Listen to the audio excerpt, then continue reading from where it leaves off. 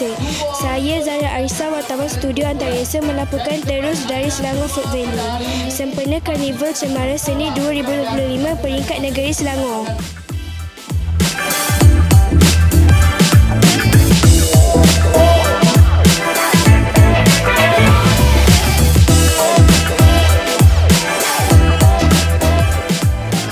Karnival ini menghimpunkan bakat-bakat seni terbaik dari seluruh daerah di negeri Selangor.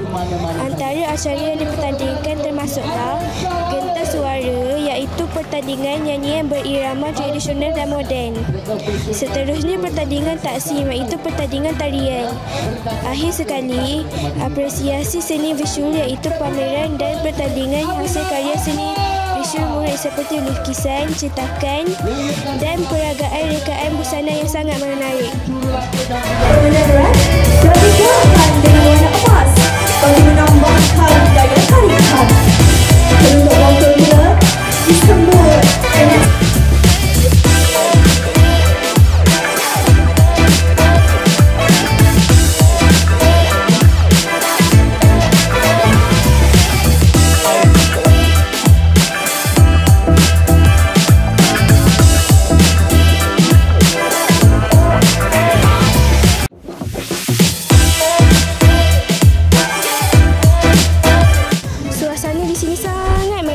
setiap persembahan penuh semangat, memperlihatkan kreativiti dan bahkan murid-murid sekolah rendah dan menengah di seluruh Selangor.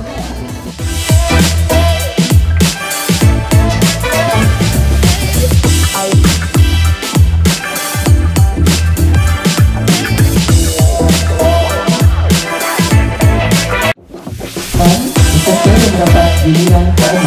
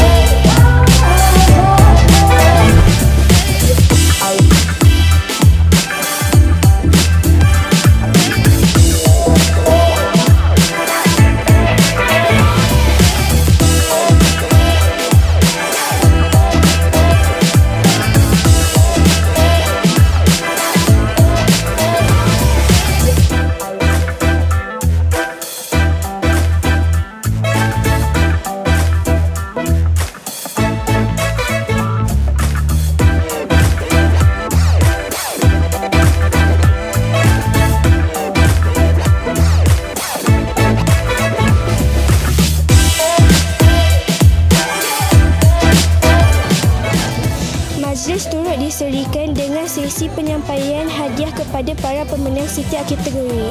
Tahniah kepada semua juara yang akan mewakilkan negeri Selangor ke peringkat kebangsaan Karnival Cemara Seni 2025. Semoga wakil Selangor terus cemerlang dan mengharumkan nama negeri di pesada seni tanah air.